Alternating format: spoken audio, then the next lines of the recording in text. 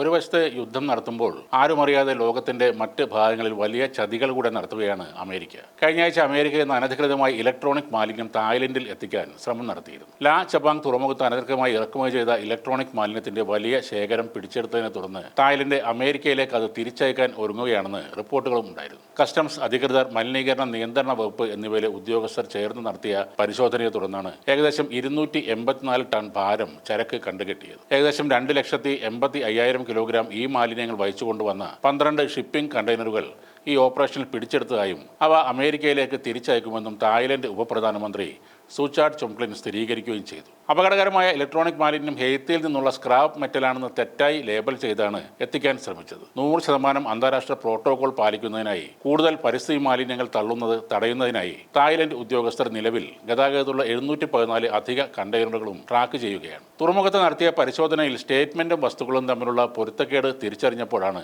സൂക്ഷ്മമായ പരിശോധന നടത്തിയത്. ബാസൽ ആക്ഷൻ നെറ്റ്വർക്കിൽ നിന്നുള്ള ഇന്റലിജൻസ് മുന്നറിയിപ്പും ഉണ്ടായിരുന്നു. മാലിന്യ കയറ്റുമതിയെക്കുറിച്ചുള്ള ബാസൽ കൺവെൻഷന്റെ നേരിട്ടുള്ള ലംഘനമാണ് അമേരിക്കയുടെ ഭാഗത്തു നിന്ന് ഉണ്ടായതെന്നും പറയുന്നു. അമേരിക്കയിൽ നിന്ന് ഉപേക്ഷിക്കപ്പെട്ടതും മാരകവുമായ ദശലക്ഷക്കണക്കിന് ടൺ ഇലക്ട്രോണിക് ഉപകരണങ്ങൾ വിദേശങ്ങളിലേക്ക് കയറ്റിവിടുന്നതായി പരിസ്ഥിതി ഗവേഷണ സംഘടനയുടെ മുന്നറിയിപ്പ് നേരത്തെ തന്നെ ഉണ്ടായിരുന്നു. ഇന്ത്യ ഉൾപ്പെടെ തെക്ക് കിഴക്കൻ ഏഷ്യയിലെ വികസ്വര രാജ്യങ്ങളാണ് ഈ മാലിന്യ നിക്ഷേപങ്ങളുടെ ഇരയായി മാറുന്നത്. സിയാറ്റിൽ ആസ്ഥാനമായുള്ള ബാസൽ ആക്ഷൻ നെറ്റ്വർക്ക് 2 വർഷത്തെ അന്വേഷണത്തിന്റെ ഒടുവിലാണ് ഈ റിപ്പോർട്ട് കഴിഞ്ഞ വർഷം പുറത്തുവിട്ടത്. ഏഷ്യയിലും മിഡിൽ ഈസ്റ്റുമായി അമേരിക്ക മാലിന്യ സുനാമി തീർക്കുന്നതായാണ് മുന്നറിയിപ്പ്. ഓരോ മാസവും ഏകദേശം 33,000 മെട്രിക് ടൺ ഈ മാലിന്യങ്ങളാണ് അമേരിക്ക കയറ്റിവിടുന്നത്. അമേരിക്ക കേന്ദ്രമായി ഉപയോഗിച്ച ഇലക്ട്രോണിക്സ് കയറ്റുമതി ചെയ്യുന്നതിന് വേണ്ടി കുറഞ്ഞത് 10 അമേരിക്കൻ കമ്പനികളെങ്കിലും പ്രവർത്തിക്കുന്നുണ്ട്. ഇലക്ട്രോണിക്സ് സെക്കൻഡ് സെയിൽസും റീസൈക്ലിംഗും ലക്ഷ്യമാക്കിയുള്ള ഈ മേഖല ലാഭകരമായ ബിസിനസ്സായി മാറിയിരിക്കുകയാണ് ഇപ്പോൾ. അമേരിക്കൻ ജനതയും കോർപ്പറേറ്റ് IT സ്ഥാപനങ്ങളും മറ്റും പുറന്തള്ളുന്ന മാലിന്യങ്ങളിൽ പ്രധാന ഭാഗം തെക്ക് കിഴക്കൻ ഏഷ്യയിലേക്ക് എത്തുകയാണ്. പുനരുപയോഗം മാത്രമല്ല, ഇത് സംസ്കരിക്കാനും ഇത്തരം രാജ്യങ്ങളെ ഉപയോഗപ്പെടുത്തുന്നു. സംസ്കരിക്കുക എന്നാൽ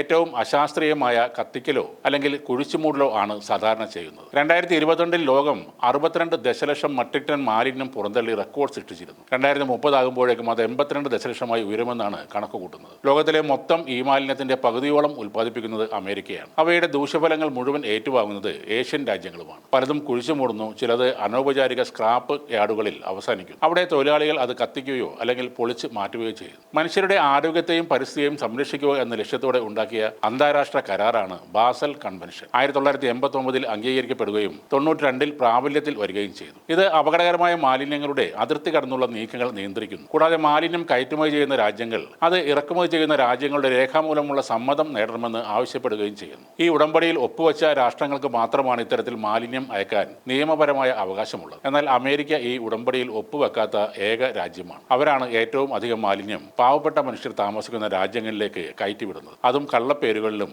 നിയമങ്ങളും നിബന്ധനകളും ഒട്ടും പാലിക്കാതെയും.